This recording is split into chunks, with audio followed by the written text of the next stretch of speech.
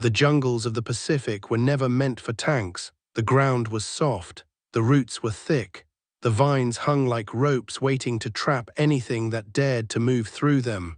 Japanese armored units knew this better than anyone. Their tanks were built light, designed to move across narrow ridges and muddy plantation roads, but even these machines struggled in the deep interior. Still, Japanese commanders believed their armor could dominate Marines who were forced to fight on foot. Tanks had steel, Marines had rifles and grenades. The math at first glance seemed clear, but the Pacific had a way of rewriting every assumption. The battlefields Marines entered were not open plains or rolling hills. They were cramped, humid, suffocating walls of vegetation. In these places, tanks were blind predators, dangerous when charging forward, but helpless the moment they stalled, lost momentum, or became boxed in by the terrain. Japanese tank crews trusted the jungle to protect them from American armor. They believed their light tanks could move where Shermans never could. They believed their tactics, hit-and-fade thrusts, sudden armored pushes, and nighttime shock attacks would overwhelm infantry long before the Marines could respond. What they never expected was that the Marines would develop a method so brutally simple, so improvised, and so effective that it turned entire tank platoons into twisted piles of metal. It started with a log, not a special log, not a treated beam, not a prepared weapon. Just a fallen tree trunk thick enough to require 2 men to lift. The first time the tactic worked, it was almost by accident. A Marine squad pinned down by a Japanese Type 95 Hago heard the grinding rattle of its engine as it forced its way through the brush toward them. The tank's turret swung back and forth, its 37 gun punching blind shots into the undergrowth. The Marines had no bazooka. They had grenades, rifles, and a single explosive charge too risky to use at close range. So one corporal, sweating, covered in mud, terrified but thinking clearly, grabbed the end of a heavy fallen log and shouted for 2 others to help him. They dragged it across the tank's path. Not as a barrier, not as cover, but as a weapon. The plan was desperate, insane even. But when a tank has to squeeze between 2 trees, when its tracks are locked into a narrow path, when it cannot turn or accelerate freely, a dozen feet of solid wood becomes a lever strong enough to stop the machine in its tracks. The Marines waited as the tank clattered forward. Its hull scraped the bark of nearby trees, its treads tore through ferns and roots, then it hit the log. At first, nothing happened. But the corporal knew tanks were vulnerable not at the armor, not at the gun, not at the engine, but at balance. Tanks needed momentum. They needed stable ground, they needed traction. So the Marines lifted the log again, heaving it beneath the tank's front slope as it pushed forward. The tank rode up onto it, the log rolled, the tank rocked, and in that moment, just a second of imbalance, the Marines saw their chance. They shoved the log harder. The tank lifted again, higher this time, its weight shifted, its treads spun. The turret jerked wildly as the gunner tried to stabilize his aim.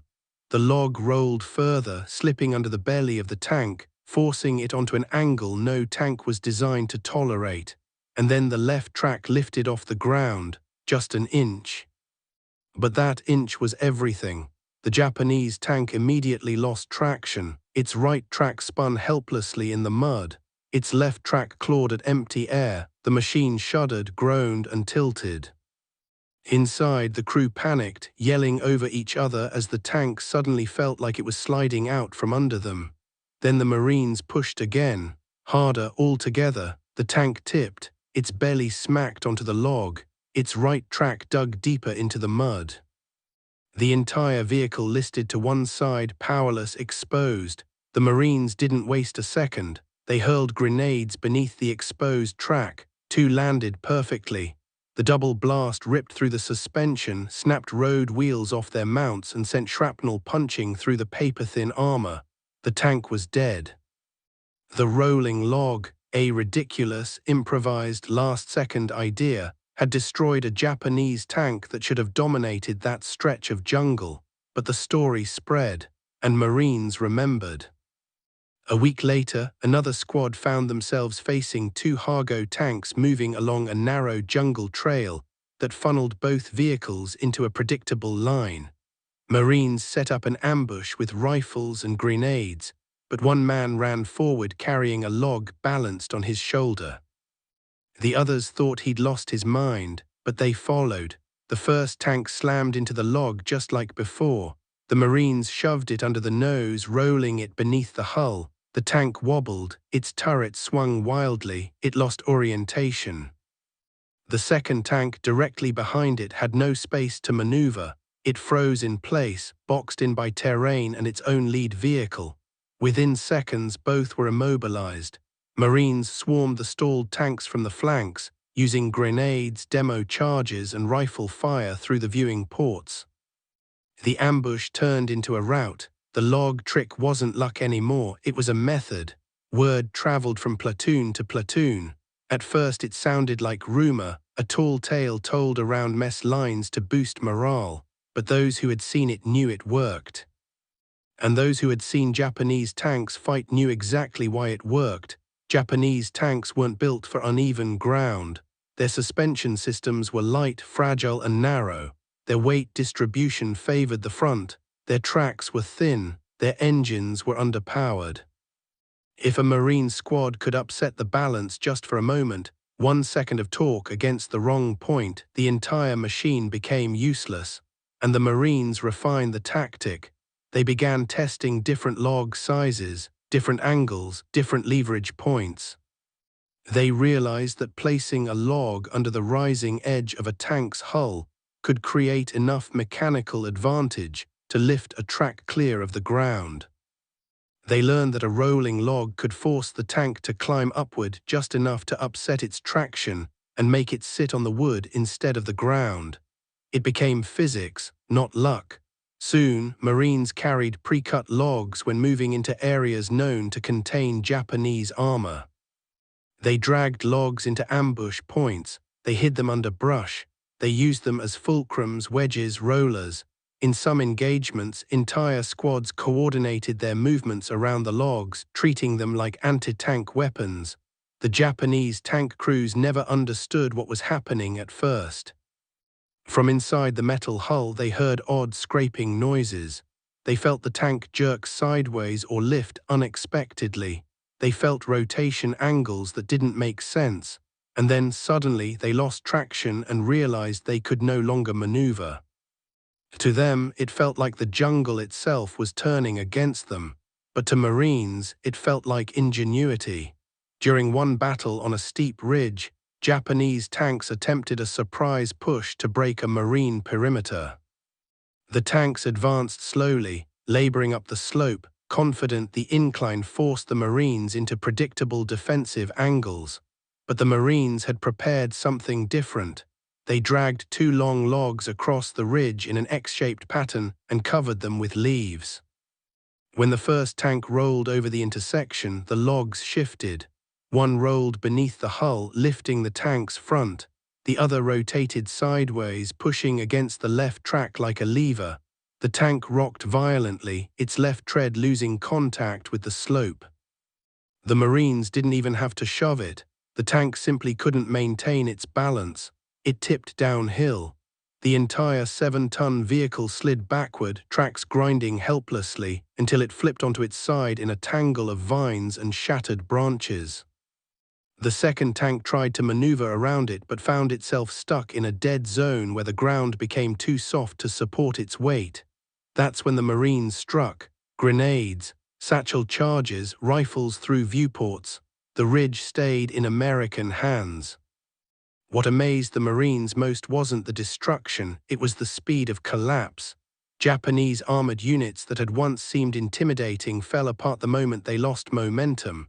Their discipline dissolved, their formations ruptured, their combined arms doctrine evaporated. Marines learned to weaponize that moment. The rolling log method wasn't elegant. It wasn't technological. It wasn't even something the military planned for. but it was perfect for the environment, perfect for the situation, perfect for the Marines who needed anything that worked. In battle after battle, Japanese tanks entered the jungle with confidence and left it as smoking husks. But the true breaking point came when Japanese commanders realized something horrifying. Their tanks were not being destroyed by bazookas or heavy weapons. They were being destroyed by trees, not artillery, not armor-piercing shells, not airstrikes, logs, jungle debris used as levers by small groups of Marines. Reports reached Tokyo describing tanks being flipped, jammed, rolled, trapped, or immobilized by nothing more than fallen timber. Some officers refused to believe the reports, insisting they were exaggerations or mistranslations, but the evidence grew. Entire tank platoons were found immobilized in narrow gullies, trapped by logs jammed beneath their hulls, tracks snapped, suspensions twisted, hulls cracked where the logs acted like mechanical jacks. By this point, Marines had perfected the technique. They no longer improvised it, they deployed it. And the Japanese, facing an enemy who used the jungle itself as a weapon, began to break psychologically. Tank crews entered battle fearing not enemy tanks but enemy logs, because when the Marines brought logs to a fight, it wasn't a joke, it was a death sentence. And this was only the beginning. The Japanese tank crews defending the ridge spent years believing they understood the limits of American firepower. Their tanks, Type 95s and Type 97s, were not the strongest machines in the world, but in narrow jungle corridors they did not need to be. They could dig in, conceal themselves, and ambush Marines at ranges where mobility mattered less than surprise. The jungle was their shield, their doctrine was their anchor, and their confidence was built on one assumption: American infantry could not eliminate armored vehicles without artillery, bazookas, or explosives. That assumption died the moment they heard the first tree fall behind them. The sound was faint at first. A deep, wooden groan carried through layers of foliage. Japanese commanders turned their heads instinctively, expecting perhaps a collapsing branch or a small landslide caused by the previous night's rain. But then came another groan, and then another. The pattern was wrong. The intervals were too steady, too deliberate, like someone or something was shaping the jungle itself.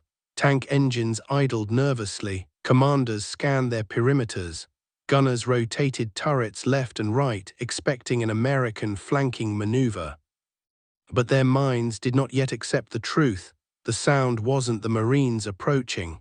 It was the jungle preparing to attack them. A crewman inside a dug-in Type 97 shouted to his commander, "Trees are falling behind us." The commander barked for confirmation, and before the gunner could respond, a massive tree trunk slammed onto the ground barely 30 meters away. Leaves exploded into the air, birds scattered in panic. Shockwaves rolled across the dirt like ripples. The Japanese tanks had been outmaneuvered without a single rifle shot fired. Because the Marines were not advancing through the jungle, they were reshaping it. For days, Marine engineers and infantry squads had been cutting, trimming, sawing, and preparing massive tree trunks high on the ridge. Not randomly, not recklessly, but with precision, selecting trees heavy enough to crush a tank's hull, long enough to build momentum, and positioned at angles that allowed gravity to finish the battle. The Japanese could not see this preparation from their forward trenches. They never expected Americans to use the jungle as artillery, but now the forest began to move. Another tree crashed down. This time it rolled. Slowly at first, then picking up speed as the slope guided it directly toward the Japanese defensive line. Tank crews shouted warnings and infantry scrambled aside. The log smashed into an earthwork, crushing a sandbag wall and sending debris flying. The Marines had delivered their first message, and the Japanese felt the ground itself answering. Tank commanders radioed in confusion. They understood mines, they understood bazookas. They understood flamethrowers, but this was something older, something primal, something they had not trained against, a weapon born from the jungle. A second crash echoed. This tree was larger, much larger. The Marines had been saving it for the tank that had the best firing lane, the one they knew would anchor the Japanese line. They had cut half its supporting roots and wedged branches beneath it so it wouldn't fall prematurely. Now, with a single pull of a saw, they sent it tipping. The massive log dropped, bounced violently, and began rolling, slow at first, then faster, carving a path straight down the hillside. The tank commander saw it coming and shouted for his driver to reposition, but the narrow trench made movement almost impossible. The driver attempted to turn his tracks, but the log was already upon them. It struck the tank with the force of a battering ram. Metal shrieked. The turret lurched violently. The vehicle rocked sideways, its suspension collapsing under the sudden weight. The log continued downward, scraping along the hull until it crashed into a second tank positioned slightly lower along the ridge. 2 tanks disabled. No explosives, no bazooka rounds, just momentum and gravity. The Japanese infantry stared in disbelief. Everything they had learned, their doctrine, their tactics, their expectations, was collapsing just as easily as the trees. They scanned the ridgeline, searching for attackers, but saw none. The Americans were hidden by the very jungle they were weaponizing. The rolling log method was simple in concept, but lethal in execution. Marines used terrain, gravity, and wood density calculations to turn selected trees into unstoppable battering devices. Logs 10, 12, even 15 meters long could pick up momentum that no tank, no matter how armored, could resist when caught broadside or stationary. But this phase of the operation was only the beginning. Once the Japanese lines were rattled, the Marines advanced, not with rifles blazing, but with eerie silence. They moved downhill in small squads, communicating through hand signals, letting the stunned Japanese forces struggle to rebuild defensive order. Every crash of a falling tree forced tank crews to look backward. Every rumble made infantry search the ridgeline instead of watching the front. Their awareness became divided, fractured, vulnerable. A clever enemy is frightening, but an enemy who manipulates the environment is something else entirely. One Japanese commander attempted to rally his crews. He ordered tanks to back out of their trenches and reposition to face the slope. But the moment one of them tried to climb, a newly released tree trunk slammed into its side, pushing it sideways into a ravine. The impact knocked the gunner unconscious and jammed the turret permanently. Even if the tank survived structurally, it was out of the fight. The Marines atop the ridge didn't pause. They prepared the next wave of logs. Some were aimed at trenches, others at machine gun nests, others at tank positions marked on a hand-drawn map passed between squads. This wasn't chaos, it was coordinated destruction. One squad leader, a corporal from Colorado who knew more about rolling boulders down hills than military manuals, coordinated 3 logs at once using nothing more than whistles. At his signal, one long blast, his men pushed the first log free, sending it running down the slope. 2 quick blasts triggered the second and third. Below, the Japanese saw 3 massive shadows barreling toward them, each bouncing with terrifying unpredictability. The ground shook with each thundering impact. Every roll struck something: a trench wall, a dug-in cannon, a tank's front glacis plate. Even when a tank's armor withstood the blow, the shockwave inside rattled the crew so violently that several were knocked unconscious. A tank isn't killed only by armor penetration. It is killed when its crew can no longer fight, and the Marines understood this deeply. With the defensive line breaking apart, American infantry closed in. They advanced swiftly but cautiously, their boots sinking into roots and mud, their rifles lowered but ready. They could hear tank engines revving in panic. They could hear shouted Japanese orders echoing through the trees. But they also heard something else, something that told them the rolling log tactic had done its job. They heard fear. Japanese infantry fired sporadically at shadows, unsure where to concentrate their defense. One squad attempted to take cover behind a partially destroyed tank, but another tree trunk crashed nearby, scattering them. A light machine gun crew tried to set up on a small rise, but a rolling log smashed into the rise itself, sending dirt and splinters into the air. Fear turns tactics into reflexes, reflexes become mistakes, and mistakes reshape battlefields. As the Marines closed in, they coordinated with their engineers to prepare the final blow. They had saved the largest log, almost a tree trunk still full of internal moisture, making it incredibly dense for this moment. If it hit its target, the last operational Japanese tank on the ridge, its commander still desperately trying to rally his men, would be eliminated. Marine engineers positioned themselves at the ridge's edge. Sweat rolled down their faces as they braced themselves. A lieutenant gave the final signal, and the jungle answered. The log began to roll, slowly, heavily, almost hesitantly at first. Then the slope took over, the weight shifted forward, and suddenly it was unstoppable, a moving wall of wood and force. Dirt flew into the air behind it. Small rocks and branches were crushed beneath it. It thundered downward, growing faster with each bounce. The Japanese tank commander saw it coming too late. His gunner tried elevating the turret to fire at it, but the depression angles were wrong. The driver attempted to reverse, but the trench walls blocked movement. The commander shouted for his crew to bail out. None had time. The log smashed into the right side of the tank with a sound like metal screaming. It tipped the vehicle onto its left track, crushing the suspension and collapsing the hull plating. Smoke burst from the engine vents. The turret jammed against the dirt wall the tank had been using as cover. It wasn't just disabled, it was buried. The Marines on the ridge let the echo fade. They watched the dust settle. Then silently they continued their advance. The rolling log method had done more than destroy Japanese tanks. It had dismantled the entire logic of the battlefield. Japanese doctrine said tanks were safe in trench positions. The Marines proved the trenches were traps. Japanese manuals insisted jungle terrain made tanks invulnerable from above. The Marines weaponized the high ground. Japanese morale depended on predictability. The Marines turned unpredictability into their primary weapon. By the time the final tree fell, the Japanese defense was no longer functional. Tanks were overturned, buried, dented, or abandoned. Trenches were crushed. Infantry squads were scattered and afraid to regroup, terrified another unseen log would crash through the foliage.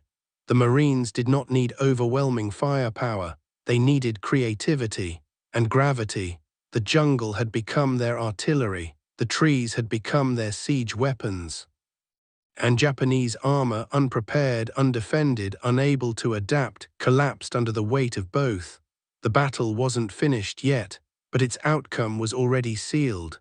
The jungle ridge that morning felt strangely quiet. Japanese tank crews had grown cautious after the previous ambushes, whispering among themselves about the rolling logs that seemed to fall from nowhere and smash their armor with terrifying ease. Some believed the Americans had trained animals. Others believed the logs were booby-trapped explosives triggered remotely. But none of them understood what the Marines were truly doing, and that ignorance fed a growing sense of dread that seeped into every tank crew on the line. Deep inside their Type 95 and Type 97 tanks, Japanese gunners sat rigid, their fingers tense on triggers, sweating heavily in the suffocating heat. Tank commanders scanned the jungle through narrow vision slits, flinching at every sound, the drop of a fruit, the snap of a branch, the rustle of a bird. Anything might be a falling log. Anything might be the beginning of an ambush. They were armored soldiers, trained for open plains and coordinated assaults. Yet here they were imprisoned in metal boxes surrounded by trees that felt alive with predators they could not see. On the opposite slope, the Marines were preparing the next strike with the same cold precision that had shattered Japanese armor again and again.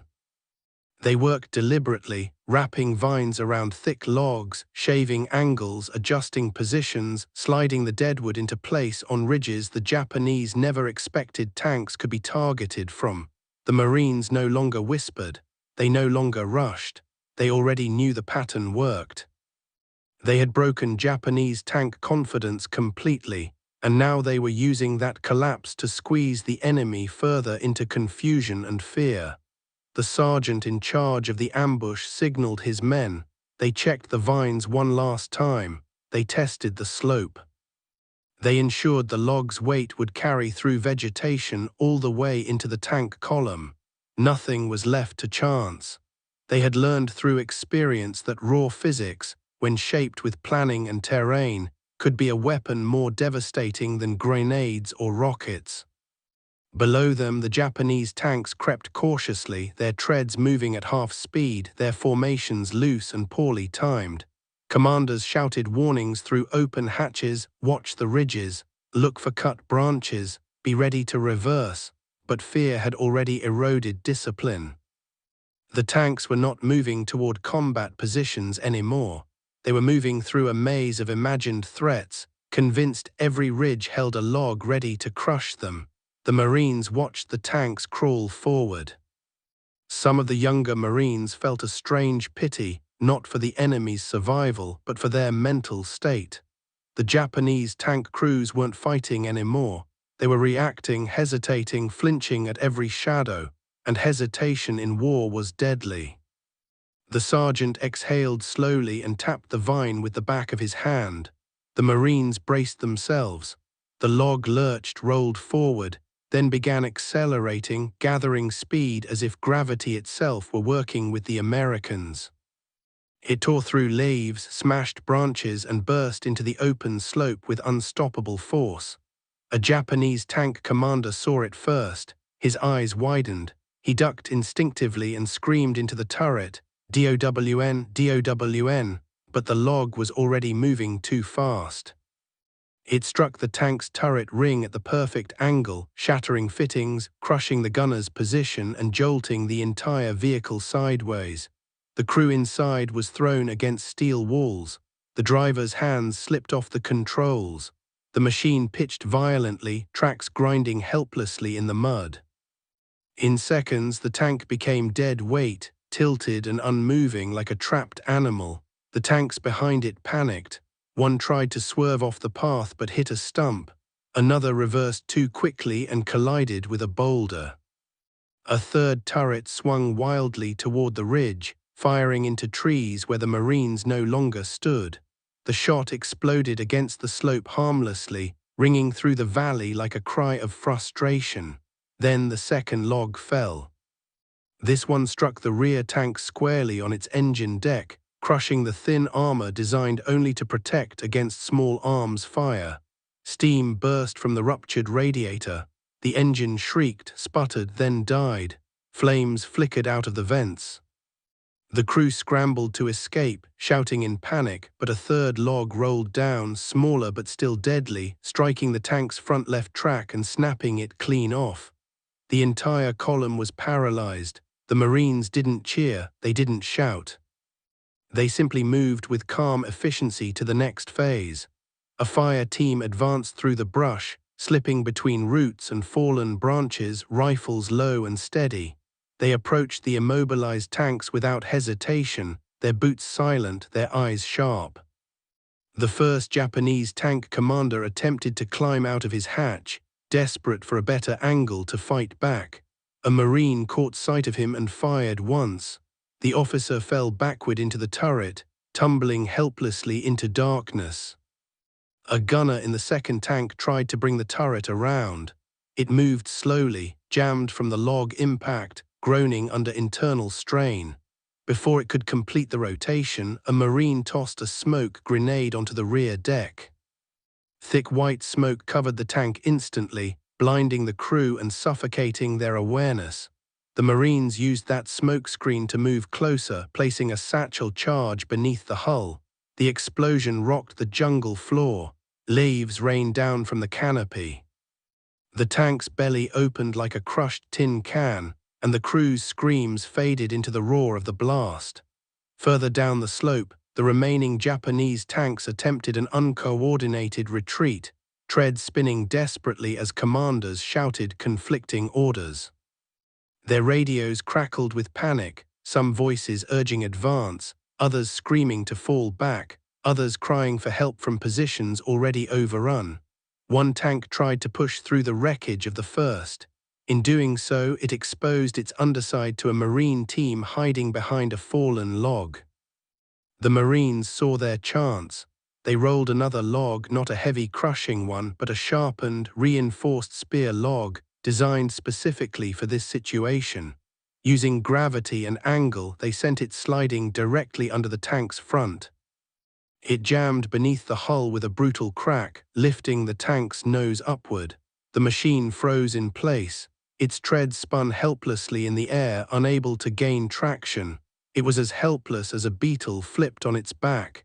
Inside the tank, the crew realized their vulnerability. They tried to depress the gun but couldn't. They tried to reverse, but the log held firm. Panic rose again, rapid breathing, shouted arguments, the metallic clang of fists striking controls that wouldn't respond. The Marines approached from the blind spot, moving with deliberate precision. A single grenade dropped into the driver's viewing port ended the fight instantly. The Japanese armored officers observing the battle from a distance felt their hearts sink. They had never seen tanks as symbols of power, discipline, and technological dominance, reduced to prey by wooden logs. Their men weren't being outgunned, they were being outthought, and that kind of defeat always cut deeper. Word of the rolling log method spread quickly.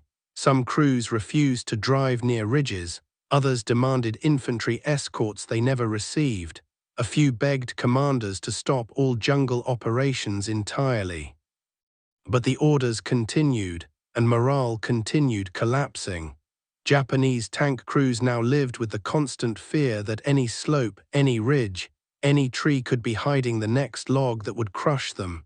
The Marines capitalized on the psychological collapse.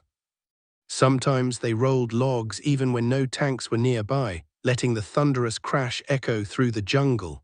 The Japanese responded instantly, turrets swiveling, guns firing blindly, units scattering. The Marines laughed quietly among themselves, amazed at how quickly panic traveled through an armored battalion. Commanders reported strange behavior. Tanks halted for no reason. Crews abandoned perfectly functional machines. Recon units sent false warnings. Entire formations refused to advance without approval that never came. The Marines didn't need to destroy every tank physically. The fear alone had shattered their usefulness. In late afternoon, during the final push of the battle, the Marines executed one last coordinated rolling log strike. 5 logs rolled from 3 ridges simultaneously, striking the center of a Japanese armored line so violently that 2 tanks flipped completely onto their sides. The crews inside were knocked unconscious by the impact. Others crawled out only to surrender immediately, hands trembling, faces pale. By sunset, the jungle was silent again, but now it belonged fully to the Marines. Where Japanese tanks had once advanced with confidence, there were now smoking wrecks, crushed hulls, snapped turrets, and tracks twisted like broken ribs. The rolling log method had not just defeated them, it had destroyed the very idea that tanks could operate safely in the jungle. In post-war interviews, surviving Japanese officers admitted something astonishing. They were not defeated by superior firepower. They were defeated by a tactic they never imagined possible. A tactic built from wood, gravity, terrain, and American creativity. One officer summarized it painfully well. The logs felt like the jungle itself had chosen sides. We fought machines, they fought the land. The Marines knew better. It wasn't the land, it wasn't luck. It was a simple idea executed with relentless precision. And once that idea took hold, Japanese tank units collapsed completely, crushed as surely as the metal beneath the logs that rolled down upon them.